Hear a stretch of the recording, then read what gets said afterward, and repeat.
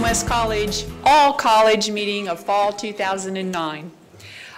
We're here today, well, hold on, I'm going to show you the agenda first. We've got some introductions to make. We have the President's State of the College address, and within that he's going to be highlighting some of the programs that have been going on this fall that we're looking forward to, things we've done in the past, things we're looking forward to for this fall. So I wanted to tell you that we're here today to talk about teams.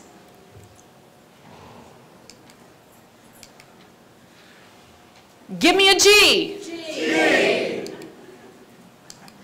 Give me a W. W. Give me a G. C. Sorry. Give me a T. T. Give me an E. E. Give me an A. A. Give me a M. M. What's that spell? GWC team.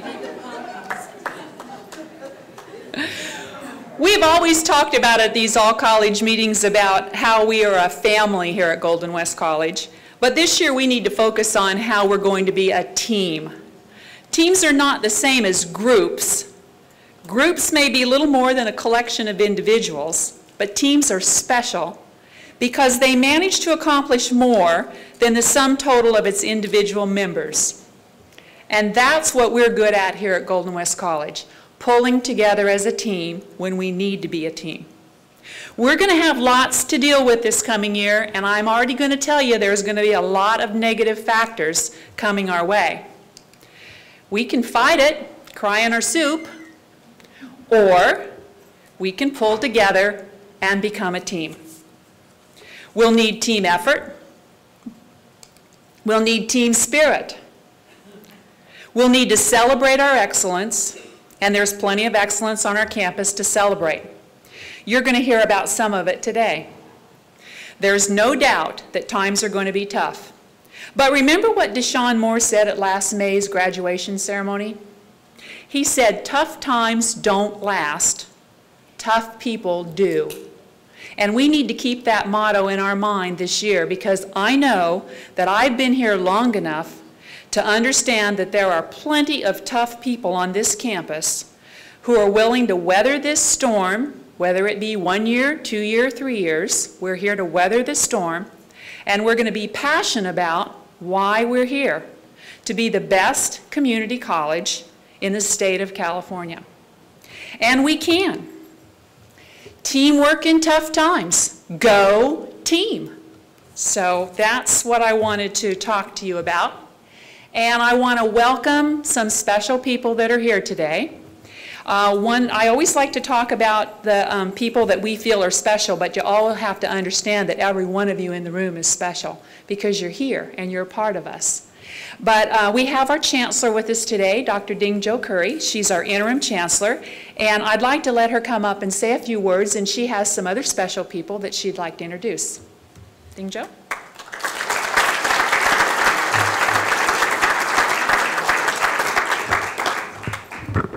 Good afternoon. Good afternoon. This is my first time attending your opening, so I want to thank you for inviting me to join you to open the school year here. It is indeed a new year for us, and many who have been here in the summertime preparing for the school to start have said that, what do you mean by welcome back? We've always been here since July to waiting for faculty to return and certainly waiting for students to return. I must say that since 8 months ago, when I was asked by the board to step into the district office to serve as the interim chancellor, that has given me quite a bit more opportunities to work with faculty and staff from Golden West College, in addition to just your president before. And that opportunity has allowed me to get to know some of you, not all of you yet, maybe soon enough. But I had to say this, Wes, Now that I know more of your faculty and staff, they all outshine you. I don't mean to say that as a criticism, because I can tell you, wearing my old hat as a president, that will be something that I will look for people to say to me, that, you know, your people outshine you, and I say, yes, that's what it's supposed to be. So that I meant as a compliment. And many of the people that I have met now during the past months have apologized to me, actually, saying that we're so sorry you have come in at this most challenging time and dealing with the biggest budget that we are facing. And I said, well, it's not necessary, because we are always faced with tests and challenges. That's what life is about, right? If tests are necessary for student learning outcome, then challenges are also necessary for a good life. I mean, I don't believe I'm saying that, but I truly believe it in many aspects, that a challenged life in itself, it's kind of like a therapist. So the challenges that I have confronted with in my life has been, in many ways, serve as the therapist to help me deal with the uncertainties, the occasional chaos, and also the crisis such as this one that we're facing. And many will ask me, well, so what is the state of the district? What's going on? What's happening with the district? I think what people mean is what's happening with the district's budget is more like it in today's time. And what I can say is that the district is turning a new corner. The district is turning toward a new horizon with a fiscal storm that you mentioned. We're facing a storm overhead, is how I would describe it. And what is important, I think, in times like this, is especially that we don't look up and be swallowed by the storm. Instead, we must keep our eyes on the prize toward the horizon, because as we are challenged, as we're tested, as we're demanded to stretch the limit, I think it's through those kind of new discovery, through stretching, that we discover new frontiers that we never knew. We have all those potentials latent within us to begin with. To me, the fall enrollment, if you look at what has happened in the last 2 weeks, students scrambling, people crying, angers bursting, you see our classified staff comforting students, directing them, helping them, stretching their hands out. This is what I know is happening on every campus in the last 2 weeks. And that's the indication of how we are going to confront the fiscal storm, the challenges in front of us. I think we are going to feel the exhilaration of the victory in the end. I am confident of that by what's been evidenced in the last 2 weeks. And if you know, I reported to the board last night that we had quite a number of section reduction. You know that here on your campus. No different from Golden West, no different Orange Coast, no different at Coastline. We all have reduced sections that we offer. Yet I don't know if you have seen the results of the first brush of the numbers. It is showing, in spite of the section reductions compared to last fall, our enrollment, our seat count, has increased in double digits. What does that mean? You need to give yourself an applause at this time. That's the spirit I'm talking about. That's why I am confident we will be victorious. We will overcome. We will meet the challenge that's facing us.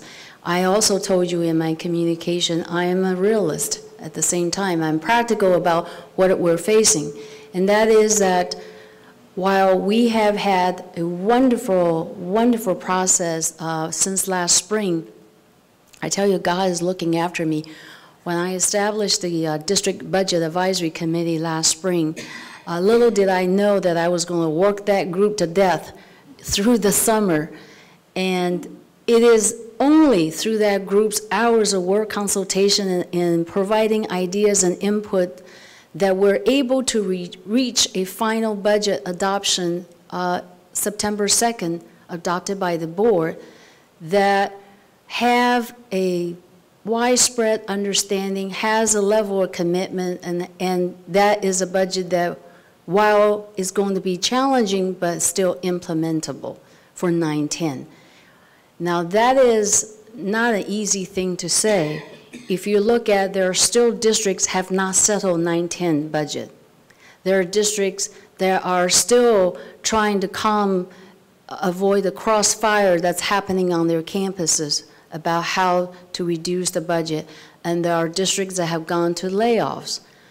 And that's why I'm saying that I celebrate every day that in the Coast District, that is not the situation. We have hardworking people rolling up their sleeves, and it doesn't matter whether it's your job or not, or my job or not, our job is for the students, plain and simple.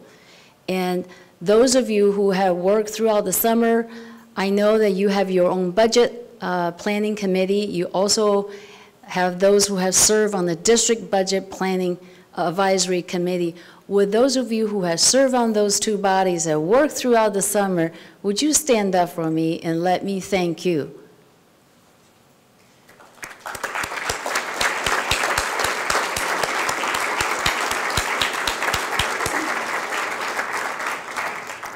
Thank you for representing Golden West. And I will only say that we have big storm to fight, and we will battle it. We are looking at 10-11 at this point. We're ahead of the 9-10. I think we pretty much have it anchored, and the rest of it is going to be for us to live with that budget the best possible way that we can. We are not going to do business the same way as usual. It could be the good old days are not going to come for a few years, but I can assure you that with your help, dedication, and commitment, we will persevere. The state of the budget for 10-11, we are looking at a nearly $12 million. Originally, we were looking at $10.5 million budget hole going into 10-11, but the latest budget that came out last month gave us, our district, another $800,000 steeper into the hole just got larger. So we're looking at a nearly 12 million, double digit in millions of a fiscal deficit without any additional cuts from the state. While that is a daunting task when you think about it, it isn't going to be patched by turning off a few lights. It isn't going to be saved by holding off equipment purchases or by the slowing of hiring that we're already implementing. It's going to take a lot more from all of us together. And I ask your help and support, your contribution, your wisdom, and your commitment always to get us through together. I know that it's only through unity can we achieve this victory in the end. So what I ask of you is that those of you who have been engaged to stay even more engaged, I promise that on your campus as well as at the district level, there will be plenty of opportunities for you to become involved. I ask you to stay informed, read the messages that come through from your president's office, from the district. I promise that we will post all of the latest information as soon as we receive it from the chancellor's office, as soon as we have some conclusion either from the budget advisory or at the board level, that it will be posted, so you can always go to the district site for the latest budget information. And lastly, I want to ask you to absolutely stay ever more student-centered, which is the singular cause of all of our passion here for why we're here to begin with. So I want to thank those of you who have stretched yourself extended your heart and to accept those additional students in your classes. My hat's off to you. I have always known from my experience in working with faculty that I knew you would do it without someone having to ask you, and you did it. I thank you for that. I want to thank those classified staff who are on the front line, who are in the back rooms, invisible. The work that you're doing does make a difference. And the management team, extending your long hours. You do not have a student services vice president. That's a big burden on a campus this size without having a VP of student services. So I do know that management team, you are taking extra burden in more ways than one to get through this, and I thank you for that. But don't thank me. I want you to thank our trustees here, because I am guided by their directive. I am guided by their commitment to students and to you as a district. And I'm also guided by their passionate and commitment to our communities. I can tell you that in the last 8 months, having worked with them much closer level than from a college at a distance, I very seldom work with the board except saying hello at board meetings. I can tell you that having lived with many other districts, boards, this is an excellent board of trustees. We should be proud, just as they are proud of you. We should be proud of our leaders who are very serious about the business we're engaged in and very passionate about the students' success. And they express it in more ways than one. And the leader of the pack is Jim Moreno, who I have said this last Friday. I don't know whether you agree or not, but I think that you definitely have lost sleep because you care too much about the district and about our students. So I would like to ask you to join me and take the opportunity to say a few words directly to the Golden West team.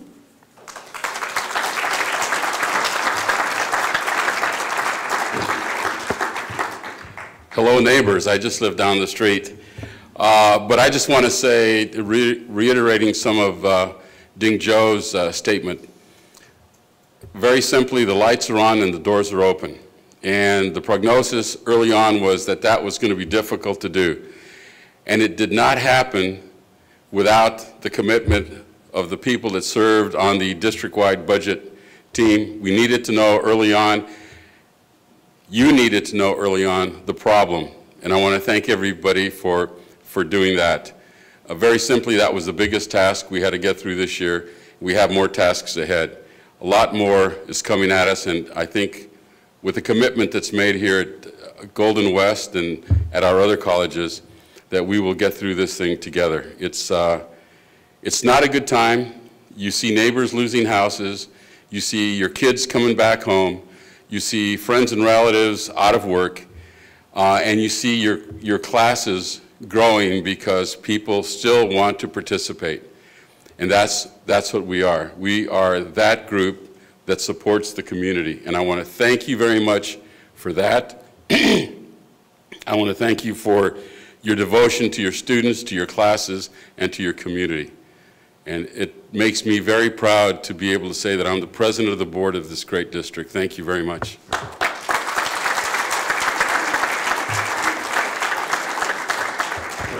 Thank you, Jim. And let me take the opportunity to introduce two other trustees who are here with us. Mary Hornbuckle.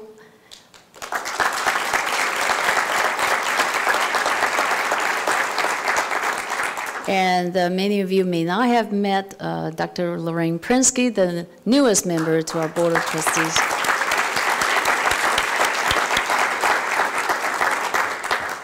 Thank you again, Golden West team.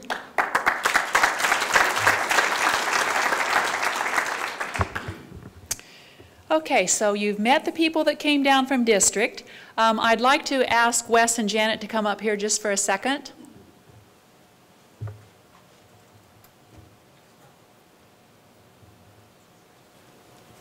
It's not scripted. I want you to look. Notice we didn't email each other about what to wear either. I want you to look down here and you see in front of you your 3 senior management member team.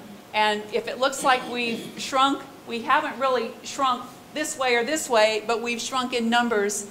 There should be 4 of us here and there's only 3 of us. So we're doing our best to keep us all going while we're waiting to see if we can get us a new Vice President of Student Services. But I wanted you to see us all together, and we are the ones working behind the scenes to allow you to do what you do best.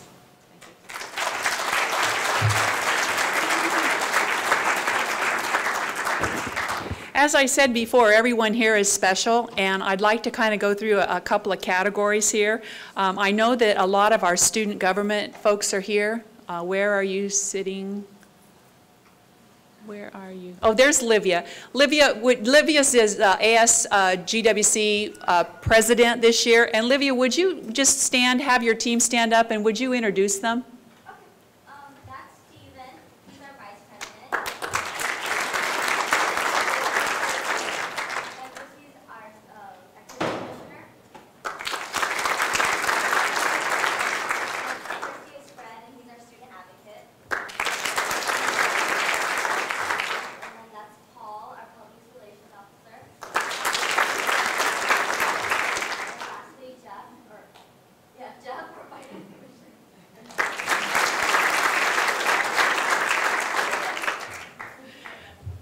Thank you, Livia. We really appreciate the students coming, because we know that you're really busy with your classes starting and everything, and for you to be here to hear what we have to say at our Welcome Back meeting really means a lot to us. So thank you for coming, and thanks to those who help the students do what they do. If you're sitting near a teacher or instructor, please pat them on the back. Thank you. The teachers have gone above and beyond the call of duty.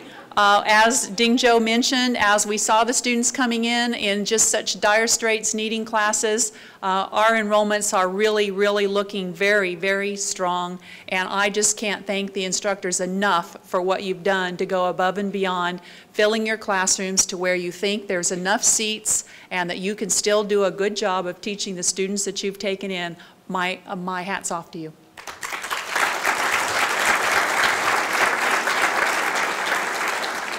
Another category I'd like to mention is the staff and managers who are here, and I'd like to just have a short round of applause for all of those folks.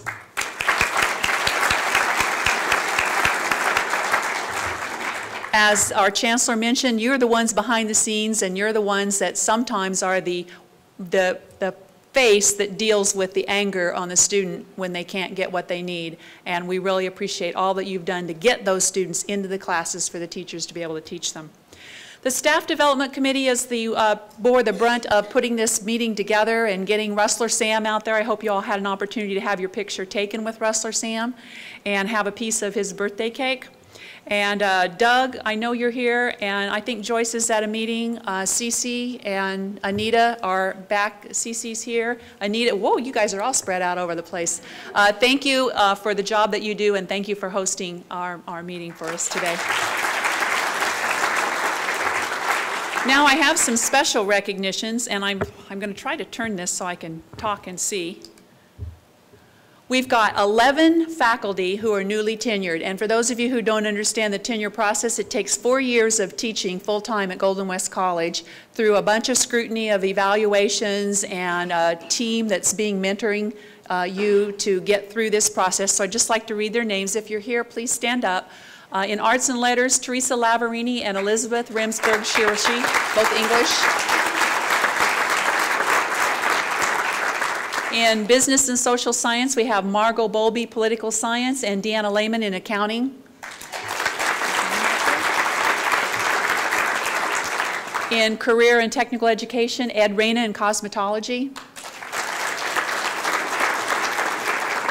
And a counselor, Karen Dickerson. And then in Math Science and Health Professions, we have Karen Harrelson in Nursing. Anthony Huang and Doug Lloyd in Math. Teresa Speakman in Chemistry. Yay, Teresa. And Travis Vail in Biology. It's always quite a milestone to reach that. When you know you're tenured, then you breathe a nice sigh of relief because you know the tenure rights are very important for instructors. We have new faculty and staff that have been hired since our last all-college meeting last fall, and I'd like to introduce you to them. In the Fiscal Services Office, Darlena Williams, and she's a new accounting analyst. She's been here quite a while, actually. But we like for you to be able to see the people and to find out a little bit about them. So here's some interesting tidbits about Darlena. She loves to travel. She hopes to travel next to Italy and Spain, and she's impatiently waiting to become a grandparent.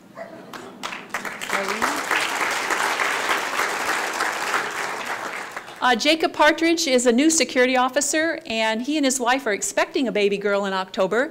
And Jake enjoys golfing, riding his mountain bike, and playing the trombone. So if you see Jake out and about on campus, ask him about his trombone playing. Rob Bachman, I think I saw Rob, but he's here, and he's in our new Student Health Center. He's the Associate Dean. He's a former GWC student. He's pleased to be working here. His wife just retired. He's enjoying having a full-time wife, and he enjoys sailing, tennis, golf, biking, skiing, and the arts, and thinks life is good. Rob, are you here?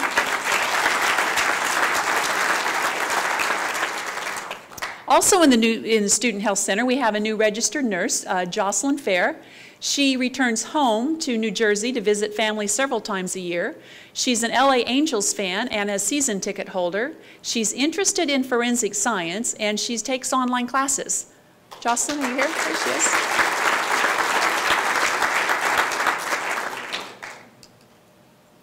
We didn't get some information about these people, but I would like to have their name in front of you. In maintenance and operations, we have Sean McGarvey, and he's our new energy management facilitator.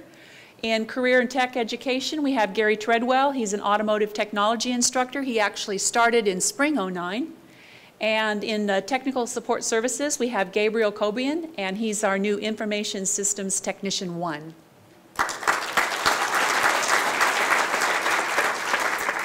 In career technical education, we have Evangelina Rosales, and she's our new cosmetology instructor on a 1-year full-time temp.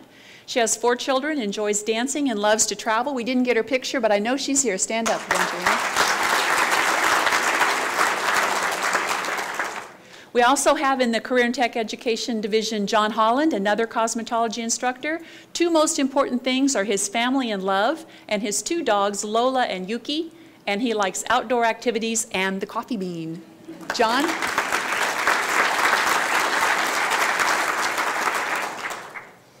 Bill Lawler is our new women's volleyball coach, and rather than his own picture, he chose to show with some volleyball girls playing. So Bill, are you here? Let's practicing, yeah.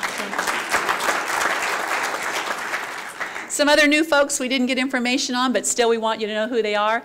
New A&R staff, Jeffrey Wong, our systems analyst. In public safety, we have Richard Crouch, new security officer. In new media, we have David Vasquez, an online instructional assistant. And in the Office of Instruction, we have Dennis Nanez as our evening operations receptionist. If any of you are here, please stand.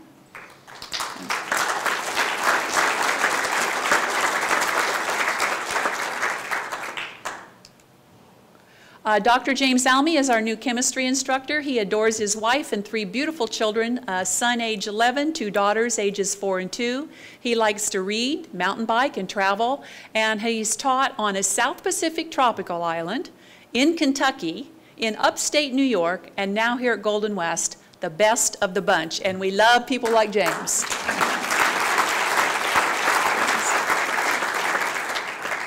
Linda Turnez is a new math instructor. She taught high school math and AP Spanish for over 20 years before, as she says, she graduated to community college. She's traveled extensively in Latin America, taking groups on humanitarian outreach projects, and she's a big college basketball fan. Welcome, Linda.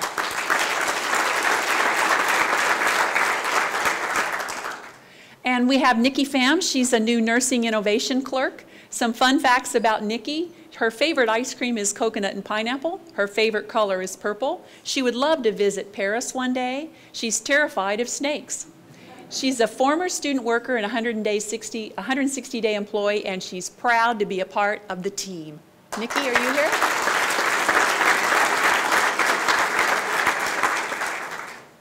In the Math Science Health Professions Division, again, we have Beverly Brownell, a new nursing instructor. Her favorite leisure time activities are taking spin classes, playing the French horn, and swimming. Beverly, you here? She is back there in the back. Too bad if Colette's here. I see a couple of new band people. I see some French horn players, trombone players. Another new nursing instructor, Deborah Goldstick. She loves riding horses since she was 5 years old, despite a broken ankles and broken wallet. She loves the Golden West College Community Services meditation program and highly recommends it. She enjoys cooking Middle Eastern cuisine, a family tradition. Deborah, you here?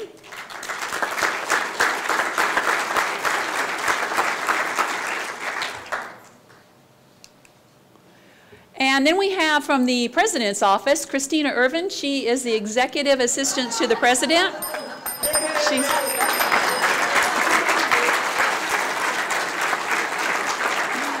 She earned her BA from UCI in English and Creative Writing emphasis. She plans to someday pursue a Master of Fine Arts in Creative Writing. She lives in Cyprus with Mickey, her 3-year-old boxer, and she uses her annual Disneyland pass a few times a week. I was going to ask her to stand, but she's out the building on her bike.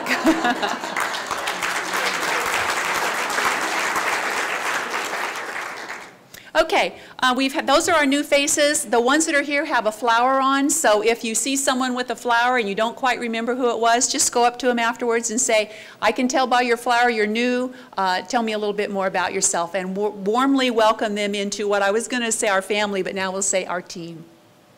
We'd like to have the people from the representative groups come up for a few words and introduce your executive team. First will be the Academic Senate with Diane Rastelli as the president.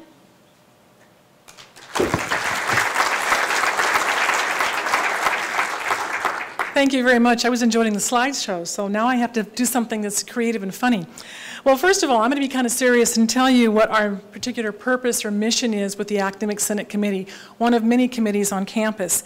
And our mission is to serve the faculty, to promote the best interests of higher education, and to represent the faculty in campus, district, and state-level Senate charges by carrying out the primary functions as delineated in California Code of Regulations, Title V, Section 53200, which includes both academic and professional matters and consulting collegially with the local campus and district governing boards.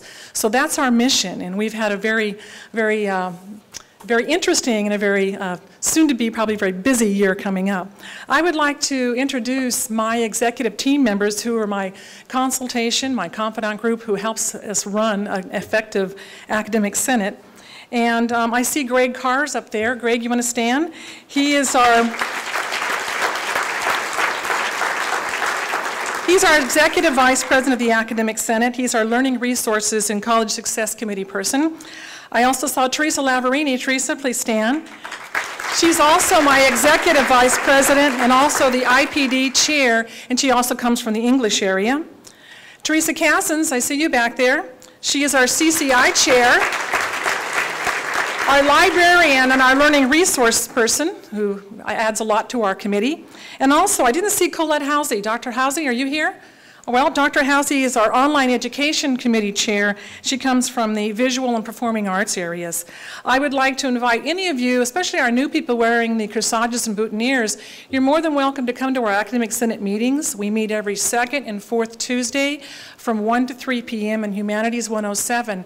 And if you really want to get a big thrill, come to an Academic Senate meeting, because there's a lot of things that we do in 2 hours, and you're more than welcome. You don't have to have an invitation. You just show up and, you know, you're one of our guests. And again, we'll invite the board too to come visit us, because we do have some very, very creative and very exciting meetings that take place. And with that said, I'm going to pass it back over to Lois. Thank you. Okay, next I'd like to call Dean Mancina from the CFE-AFT Local 1911. Thank you, Lois. My name is Dean Mancina. I'm the president of the Coast Federation of Educators. We represent the faculty at Golden West, Orange Coast, and Coastline who teach 50% or more of a full-time load. And I have a special affinity for Golden West because this is my home college. This is where I've been since 1978. And so people like me have been through this storm before, and some of you are lucky enough to have not been through this storm. But I can tell you, when I was hired in 1978, there was another storm, and so I was hired at a bad time. So it's kind of nice to come in at the bottom because things can maybe only get better, although they could actually get worse this time around. But I wanted to take just a moment to say some things to you, but I don't have to say those because Dr. Curry already said those. I really wanted to congratulate the faculty for achieving a greater number of students in the classroom than for the number of sections that we were able to afford to offer. I was here with many others this summer representing faculty interests to make sure that we had a decent budget. We worked very hard to produce a budget that could make the cuts that were necessary and still protect the programs as best we could. But we're not out of the water yet. The Chancellor and the Board of Trustees has asked the faculty to come back to the negotiations table to renegotiate our salaries, our step and column increases, talk about furloughs, and things like how much we contribute to our health benefits package. So now more than ever, we really need your help. And the thing we need you to do right now, if you haven't done it so far, is to fill out our online survey. We sent that out this summer to your homes, but our faculty are off duty and you're not in that mindset, so you might not have done it. We sent a reminder to your mailbox, but we have one last opportunity here because we want you to know this website location. So if you don't have this form, if you'll raise your hand, Bob Fay, who's our executive director, will give you one so that you can fill out the online survey and let us know, give us direction about how to deal with this request to come back to the table and what we should do as our next step. So we really appreciate your time and effort in doing that. We hope you'll stay in contact with us. Contact us by email, phone, fax, or visit us so that we can be of service to you. And in spite of everything, we look forward to and wish you a great year. Thank you, Lois.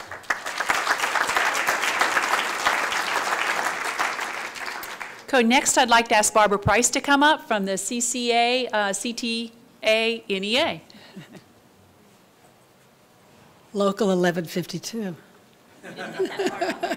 Nobody knows it. It's all right. Good afternoon and welcome to the very best community college in the state of California. I know there's two others in this district, but this Golden West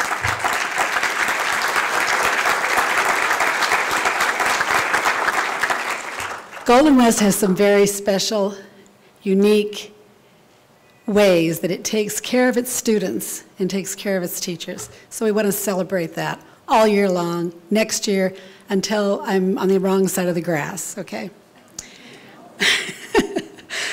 Would you please raise your hand if you're part-time? Ooh, we're missing a lot of people. Welcome.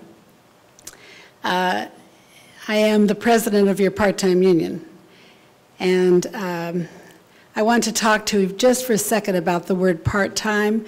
We don't use adjunct in this district, nor does the state of California, though you might have used it someplace else where you teach. If you look it up in the dictionary, it means an appendage which is unnecessary to the whole. You're necessary. Every one of you part-timers is very necessary to the whole of this college. I'm here today to tell you a little bit about the association, which represents you as part-time teachers if you teach less than 7.5 LHE. The Coast Community College Association, which is a part of the largest organization in the nation. 3,785,000 teachers are in the Community College Association, the California Teachers Association, and the National Education Association. I have the privilege of serving you as your president and John Dunham, and I'm looking for John. He teaches elsewhere, as many of our teachers teach as flyers. John, are you here?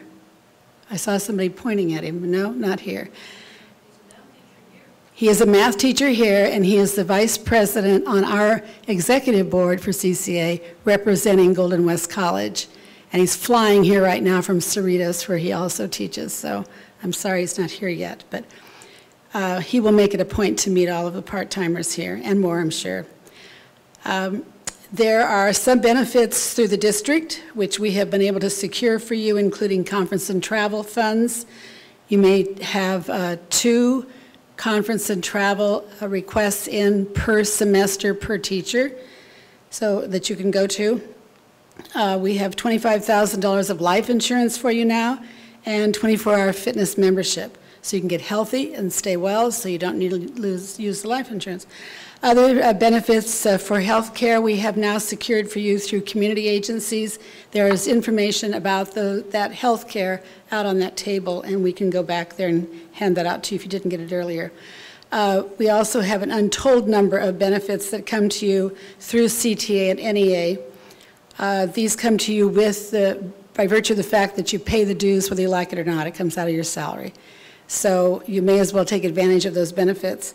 And the materials and information is there for you. You do need to, however, complete a membership form so that so you are eligible for those benefits. Among them is $1 million in liability insurance and $38,000 in attorney fees, if need be. However, the information that we have for you is extensive. Once you get your membership form in, you get this packet of materials giving you discount tickets to Disneyland, and I mean, the list goes on and on and on and on, so you want to do that. The first event of this year is our all part-time faculty picnic, and it's on the last Sunday of September, September 27th. This is the invitation. This should have been in your mailbox if John did his job. Little black ants crawling across it. Please RSVP as soon as you can so that we can do the proper necessities of planning. And our last function of the year, and the picnic is for your whole family. So plan to come, it's no cost to you. And the invitation is at Murdy Park in Huntington Beach, right here in your city. And the invitation has a map if you need that. Also, our last end of the year function is on May 28th, and that's another social. You're invited to come and bring a guest, again at no cost to you, and that's at the Costa Mesa Country Club. So put that on your calendar. I've been able to get these socials, events, funded through grants that I write. So none of that money that is costing is coming out of your dues. I want to make that clear. The State Fall Conference is October 9th through the 11th, and it's in Santa Clara this year. Because of the growth in our membership, we are now allowed 11 delegates. Any of you who are interested in attending, please see me. All of your way is completely paid by CCA, so there's no cost to you again, and that would give you a chance to get more involved in the association if you so desire.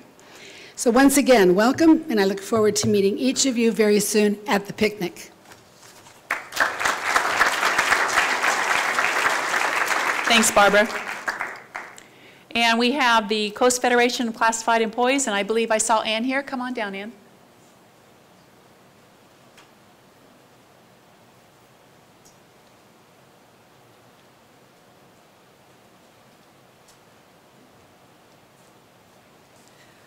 Good afternoon. I have one of my vice presidents here, Connie Martin. She's the VP for Orange Coast College.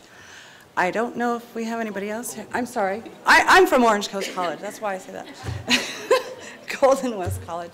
I don't know if we have any of our other representatives here. Doesn't look like it.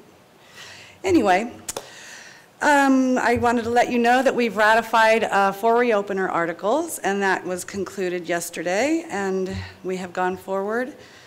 We will be negotiating our full contract this year, and we put together a negotiations team of approximately 18 people from all 3 campuses in the district. As Dean said, we will be surveying our members to see how they want to go back to the table and deal with any of our issues regarding the 2010-2011 year, which it doesn't sound like it will be very good for us. We've been busy all summer long, and it looks like we're going to have a busy 2 years ahead of us, and I look forward to working with administrators, faculty, classified, and everyone on doing the best we can for all of our groups. Thank you.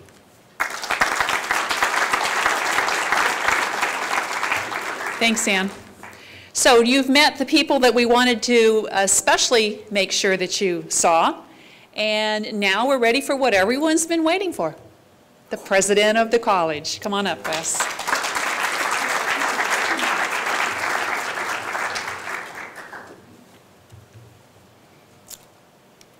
Does this one work? Okay. State of the college address, or what's our win-loss record? Staying with the theme issue. And today is about winning. Enrollment is over 14,000 students. Give yourselves a hand. I mean, we've been at 13.5 for a long time.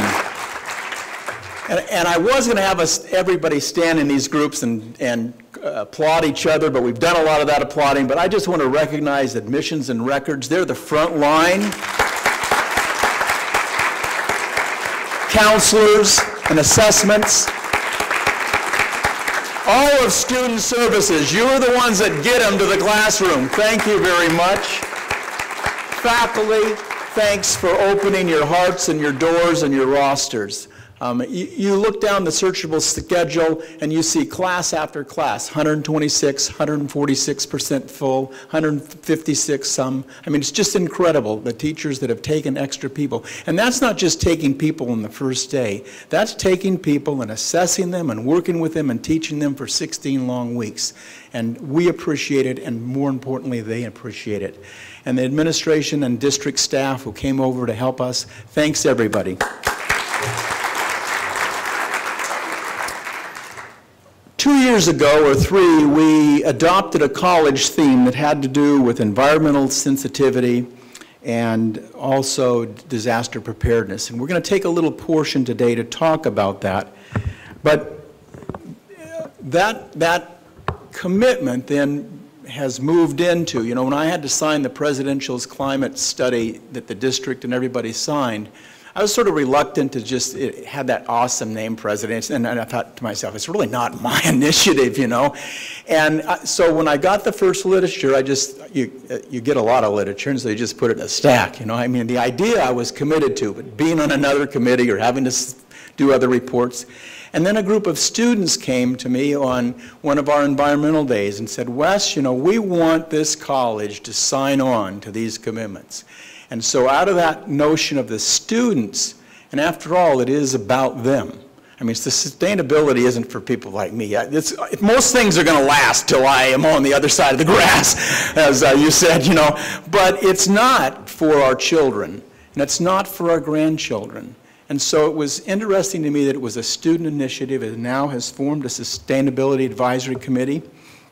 And Fred Iguardia and Jana Houlihan chair that committee now, and they're having regular meetings and leading initiatives. We have done a lot at the institution. We've tried to slow down driving on campus. We're working now on bicycles and skateboards. That's a little more difficult, but we're making those efforts. We've reduced the number of vehicles, especially now that the construction projects, for the most part, are done. We were the first college in Orange County or in Southern California really to adopt the no smoking policy on our entire campus, and we're working to continue to educate people about that policy.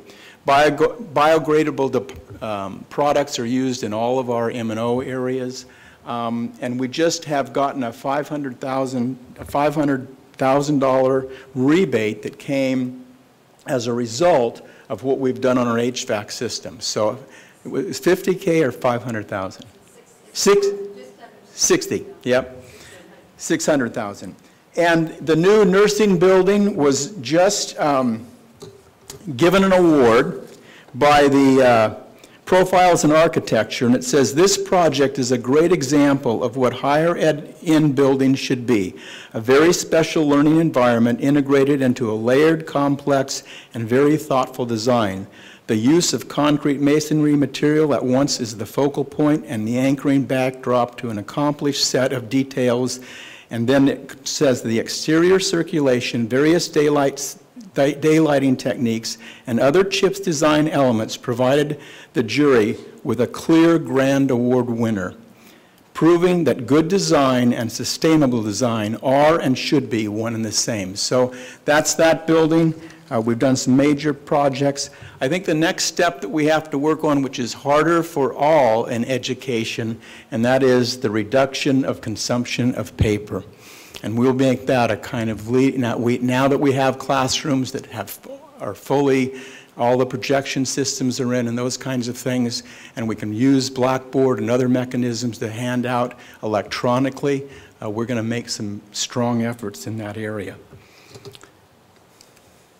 The other project that I want to commend Community Services for is their recycling effort with e-waste, and our next event is on Saturday, October 3rd, and if you have a few hours on that Saturday morning to come down and help them load equipment and put it on trucks and help people sign their little slips, that would be much appreciated. Emergency preparedness. You've seen the flu season alerts on every place that we can put them, and the emergency preparedness plan, and on which date is it, our get ready? 10:15 at 10:15, right? There we go. We'll do our next drill, and with that said, I'd like to welcome up here Brent Thievold and Gloria Morrison to talk about our emergency preparedness plan.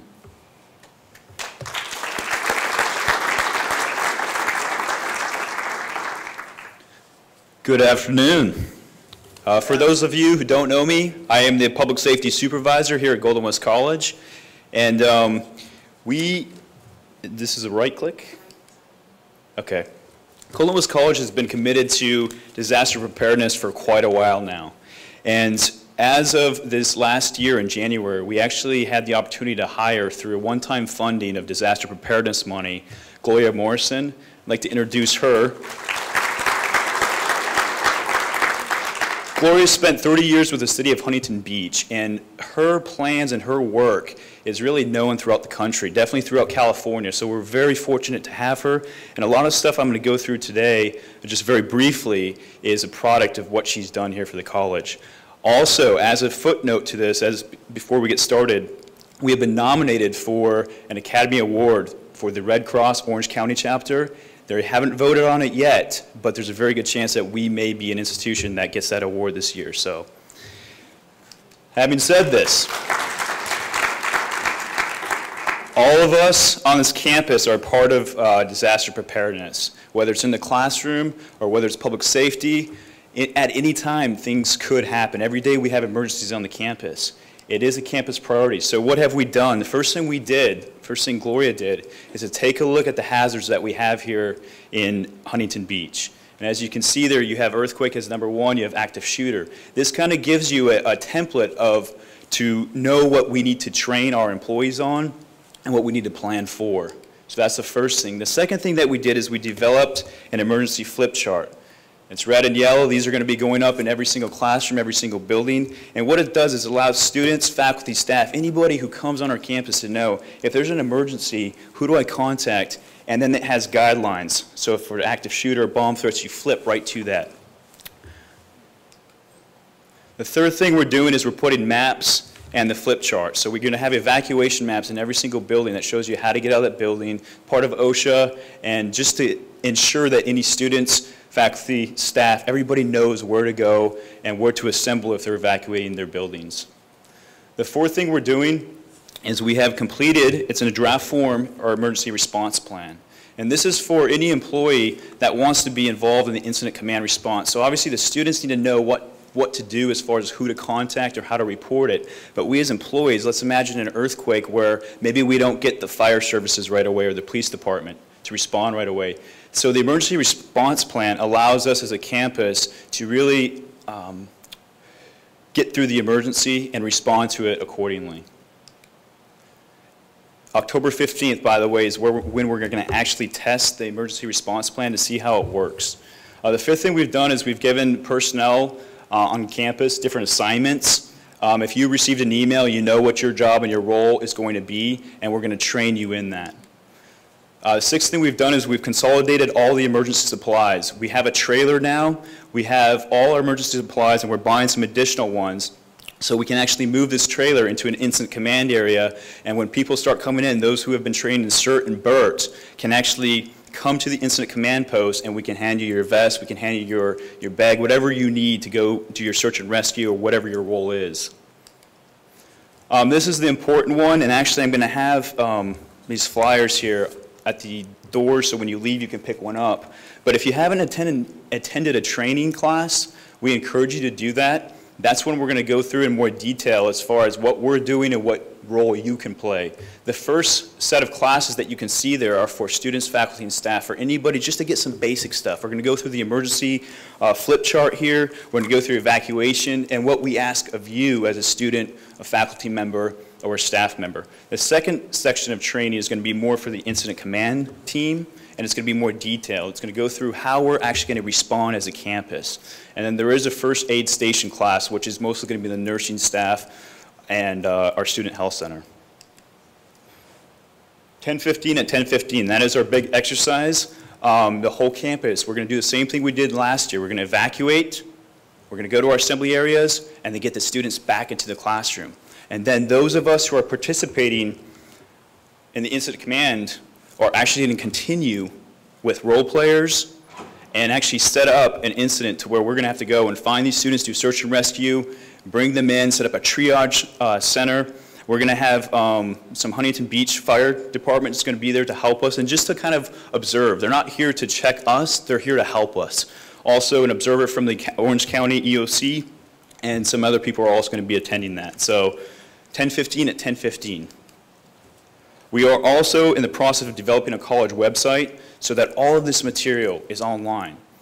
If you want to know where's my assembly area, if you want to know what should I do in this emergency, you can go online and you can find it there. It's not up yet, but it should be up and running by the end of the semester. And then finally, we are committed.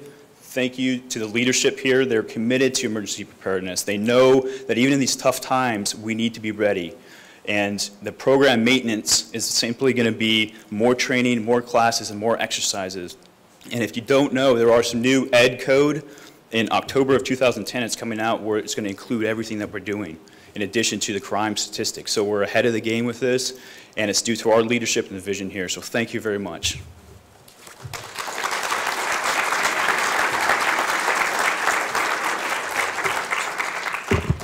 Thanks, Brent. Thank you, Gloria.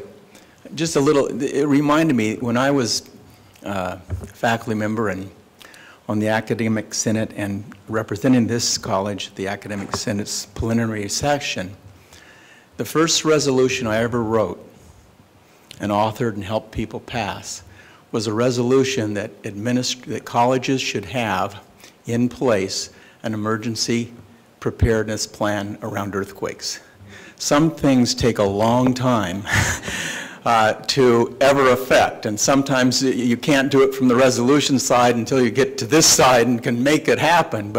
And this isn't the first plan we've had, I don't mean to say that, but it is probably the most comprehensive and pulled together, and thank you very much because it's positioning us for, you know, the whole issue of earthquakes isn't if it will happen, but when it will happen, and we need to be ready for it, so thank you. Teams help us achieve our dreams. And, you know, if you have a dream and you want to see that dream mature in terms of improving instruction or students' services to students, there's one place on this campus that you should go. Staff development and new media are the doorways in which faculty and staff improve the way in which we do what we do. And so I want to take a portion of this time. This summer we did a little tour with the chancellor and several board members, and one of the places we dropped into was new media, and we looked at a few video clips that faculty had been working on in this summer. And I thought, you know, this has got to have a wider audience. Because generally what these projects do is that faculty work on them in isolation with a team and new media and their help and their support, and they take a wonderful product into their classroom and their students see it. And we never peek in the door. You know, we don't get a chance to see the innovation. And so, Doug, I'd like you to come up, and Cece, and take us through a little sampler.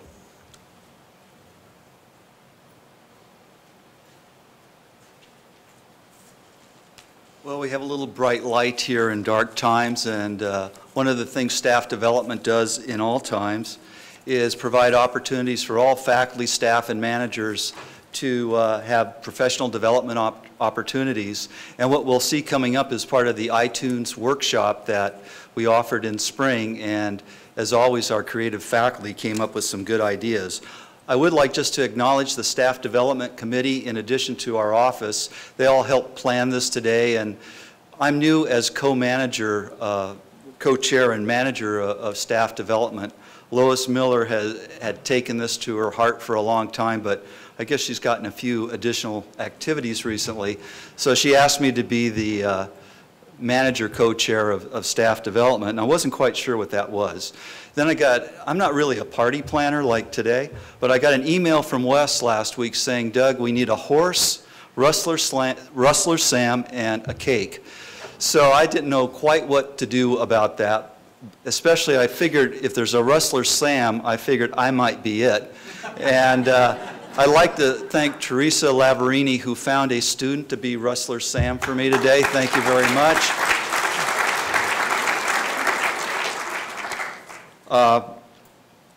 I'll try to keep this short. There's a lot of people to acknowledge here on what we did, but one of the things we have at Golden West is a new media center, and we've had it for years. And since we have a lot of new people on campus, as we saw here today, it's very exciting. And let me go back into the history books. When we were first opened in 1966, Time Magazine called us Electronic U because of our open entry exit labs, and our faculty were hired to be innovative. And I think, as you will see today, that continues. And it's kind of like, I call it a renaissance again happening for us. We've obviously in online instruction, we've grown in that direction.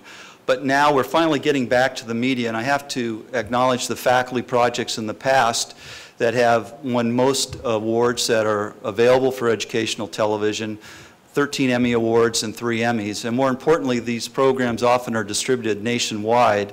And in our contract for faculty, we have built in the intellectual property rights are protected as well as royalties. So it's really a team effort for us to do this.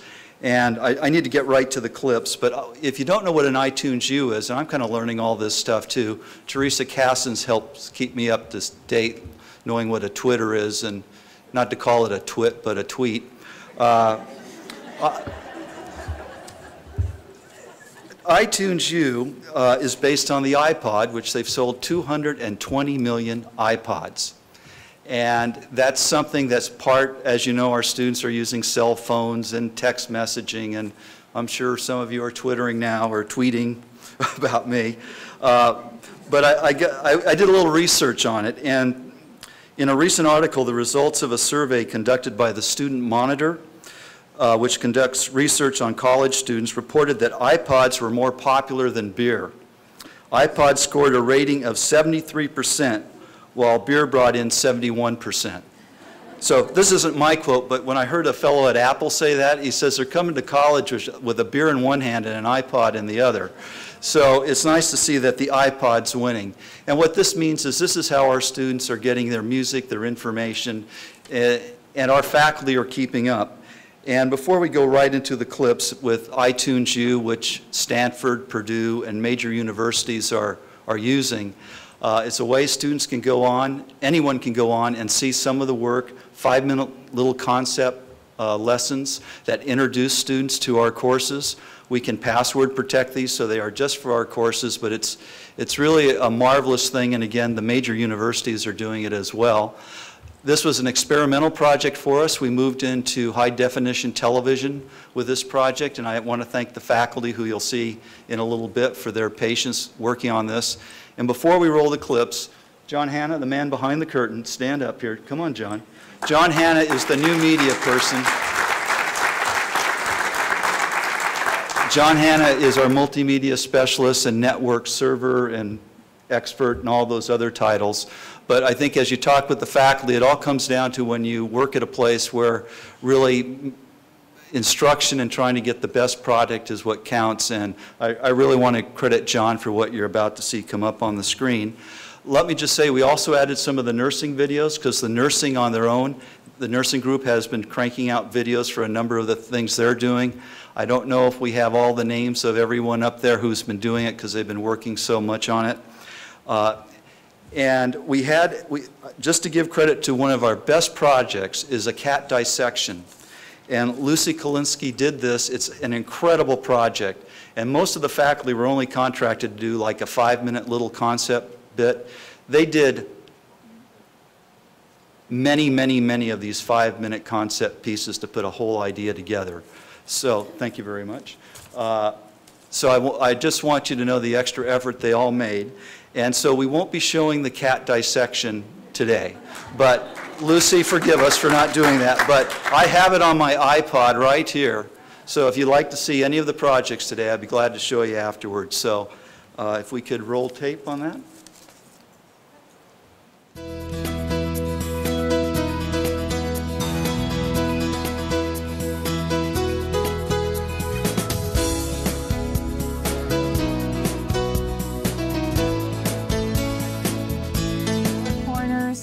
As opposed to actually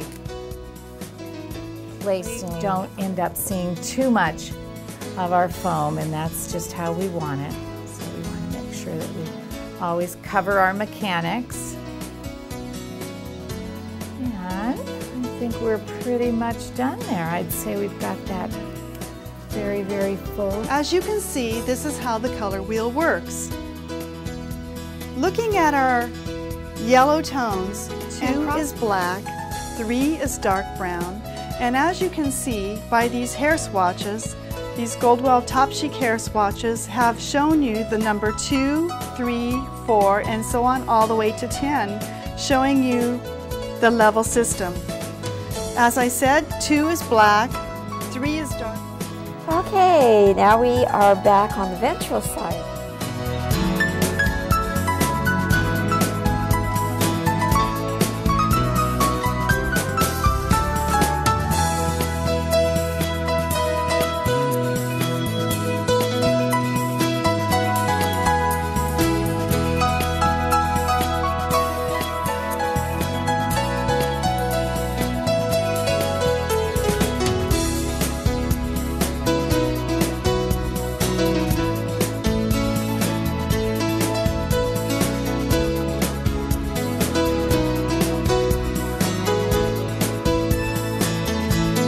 Session, we're going to go over how to set up a URL for your site. We would add it here.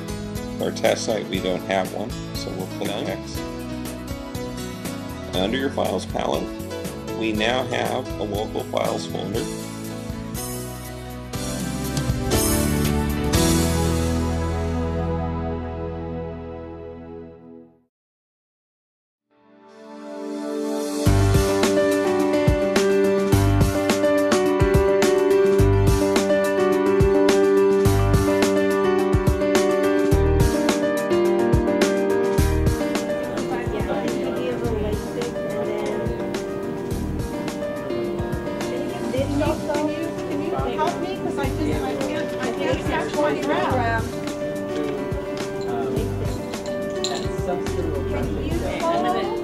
I can swallow.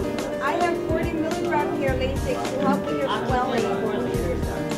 Okay. Put her on a non-rebreather at 6 liters, and keep that SpO2 at 94%. Here, you apply the little water syringe and you're testing the balloon. And the balloon is patent. Withdraw the fluid so that it's deflating the balloon. I applied sterile lubricant to the tip of the Foley catheter and placed it back in my bin.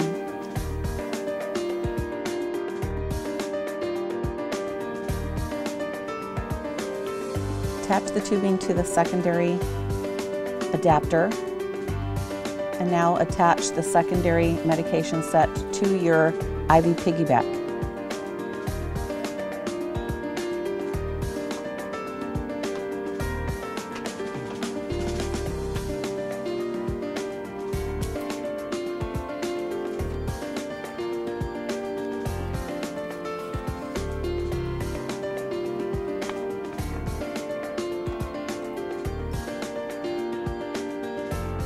attach the syringe and aspirate slightly to a certain patency of the lock. Slowly irrigate the lock and catheter with 2 mLs of sodium chloride while assessing the client for comfort. Remove the syringe.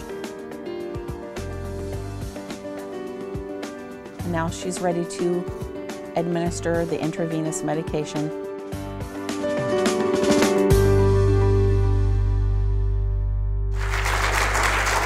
So that's just a little bit of some bright lights that we have going on. And CC Hunt, who is our staff development trainer, is going to tell you about a little workshop we have coming up tomorrow with opportunities for faculty. But I need to click the right one.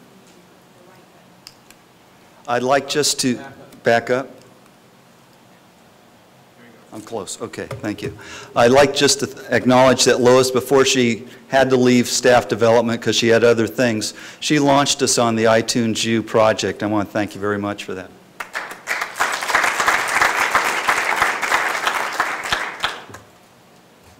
Well, I think you're getting an idea of how valuable this can really be for a student that can just view this over and over and over again and really learn a concept. For tomorrow, our workshop is going to include a view of this, more of our iTunes U, an introduction of our iTunes U, and we also have a preview of all of the what we have already set up for our site. So that's going to be something you're going to see as well. And then the next thing we'll have is a guest speaker from Apple, and he will be speaking on the student-generated concept. And so you will learn how your students could actually create some of these videos like the sign language. After that, we're going to showcase our videos again, much more than what you see here. It'll be more of the full videos.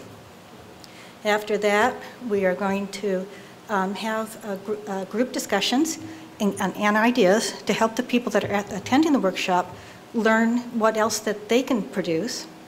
And then we'll have an exploration of the resources and the support that we offer for you here, especially John. And after that, if we have time, we will do a tour of New Media and our studio. It's going to be a great workshop. I do have some flyers for the workshop, just a few because we're going paperless. But you can go onto the bulletin, and there's a link to register online. And you may do that today, obviously, for tomorrow. And at the end of the workshop, we're going to go ahead and give out applications. So if you are interested and maybe can attend tomorrow, well, we will be putting those applications out there, and staff development and New Media are available for questions.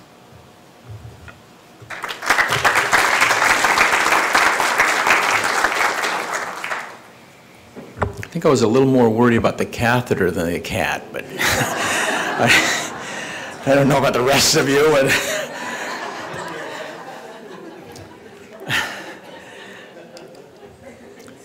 You know, sometimes you make projections or and you wonder what a year could make. This was a slide from last year's presentation when we were gloating on the idea that we'd had one of the best budgets passed by the state for community colleges. And that we understood that we were, you know, that it would make us, a crisis and a challenge makes us better. But we talked about how we understand that there's a cycle and there are ups and downs, and we were sort of in the up there, that we were continuing to hire faculty, and we still have, and that we were anticipating modest salary increases and that we've paid our bills, but not to worry. That's why you have administrators, and I think I ended with be happy. That's the attitude that we have to have. But what a difference a year makes. This year's budget, teams have wins, and we've shared some of them in the last few minutes. And teams have losses. Stuff happens. And this year, one picture says it all.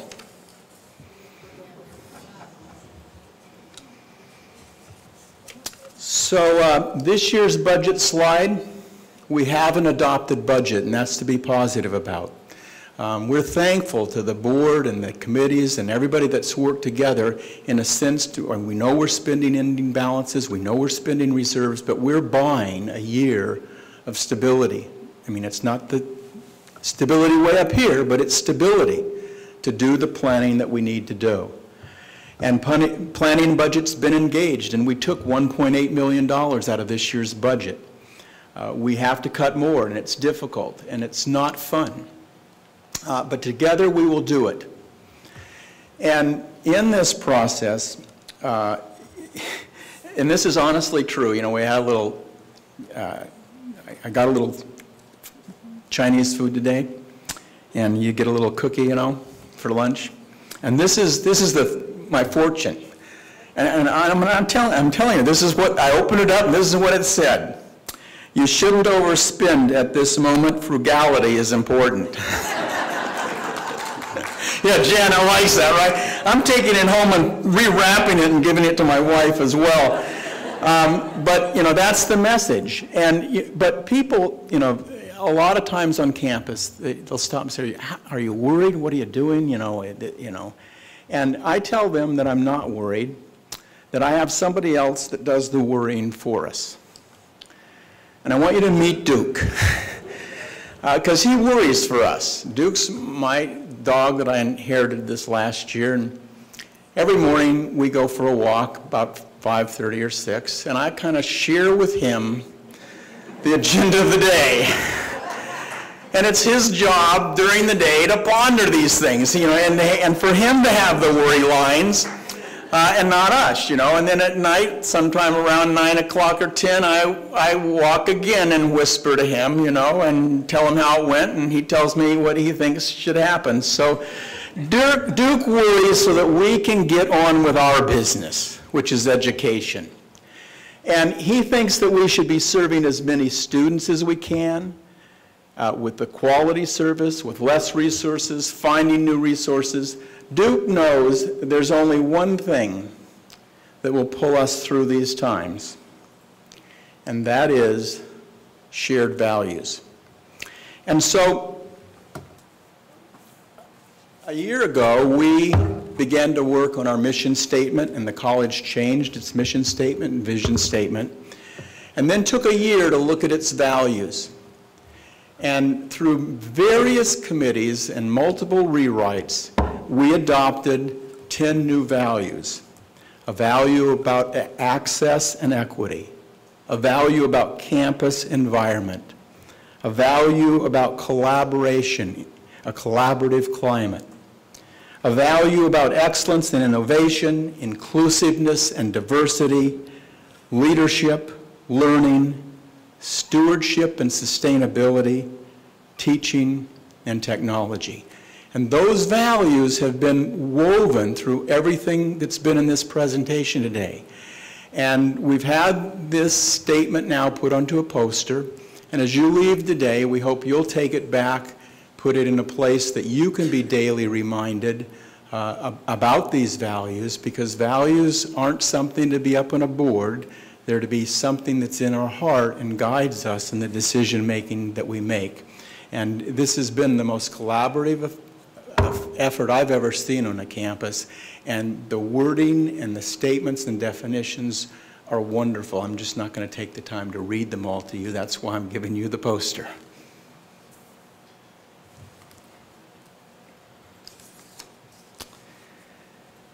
Teams keep their eye on a goal. And it's always risky in an all-college meeting to sort of pick one team. Last year we had the coach, assistant coach from the U.S.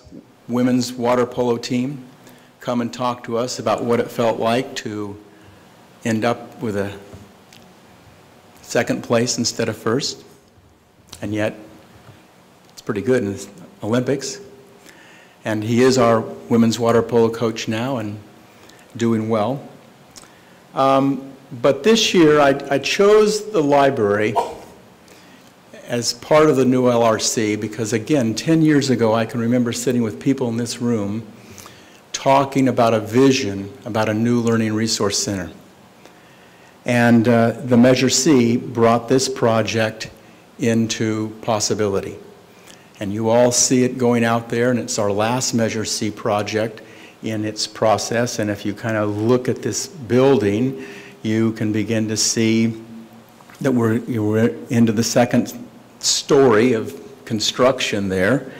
And this is the team who's helped us plan the library, and we want to thank them.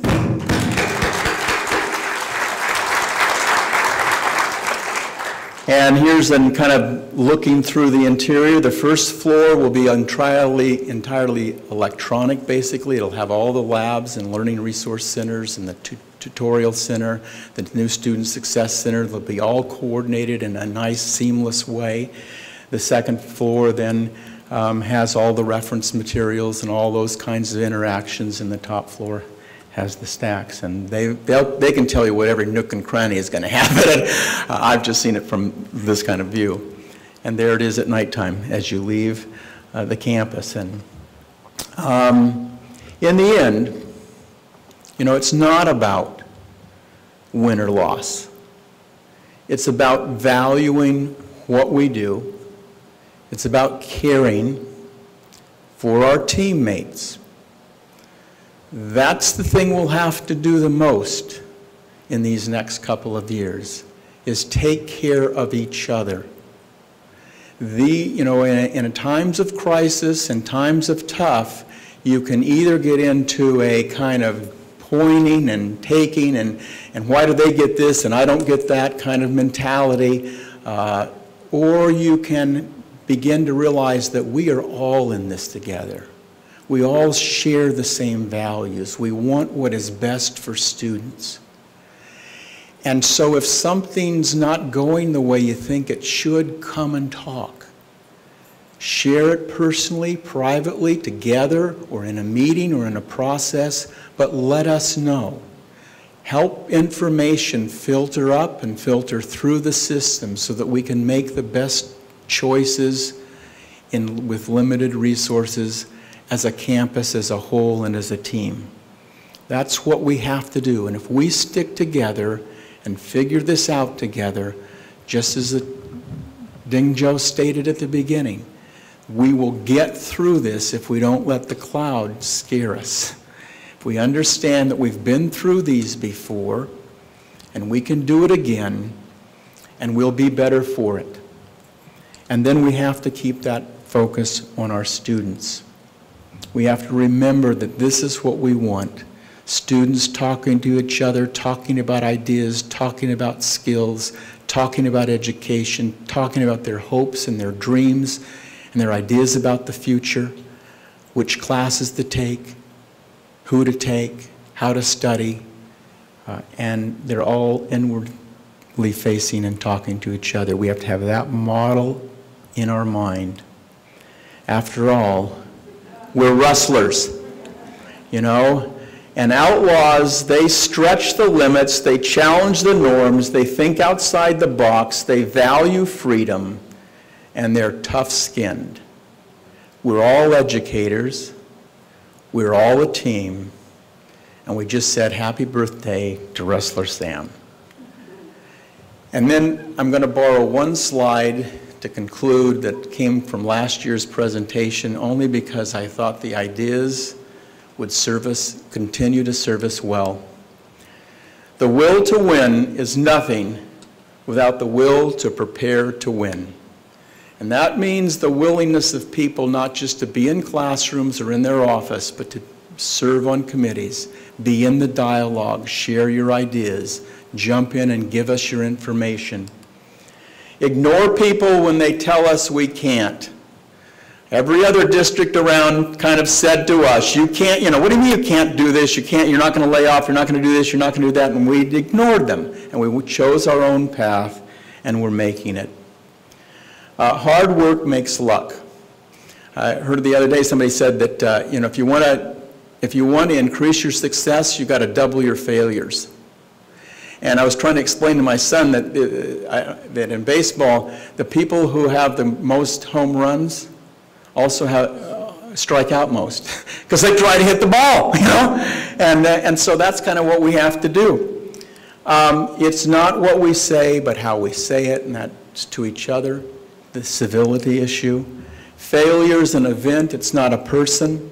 So when some project doesn't work out, when something doesn't go the way you think it should, it's not really about who, the person doing it. They were doing the best they could. And it, you know, it didn't always work out. Every obstacle presents an opportunity if we're looking for it. And we find what we're looking for in life. And so I want to thank you for the opportunity of being your college president. I want to thank you for the opportunity of serving. And I want to thank you for all you do on behalf of students in this college. Go Rustlers.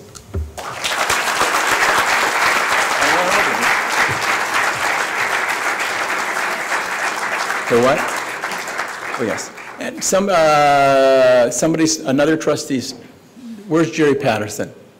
Didn't somebody say Jerry Patterson came in? He was up in the top corner who left. Oh, well, he was there and gone. Okay, and then I want to again thank School Credit Union for their sponsorship, staff development, the executive team, today's presenters, and each of you. And I want to conclude by reminding you that Chefs for Scholarships is Monday 4 to 7, and Sunday, yeah, thank you. Mary's always getting me right on that one, you know, it's Sunday. And from 4 to 7, and Science Showcase is the 25th. And what, right? Show. Okay, showtime, right? All right. So thank you, see you.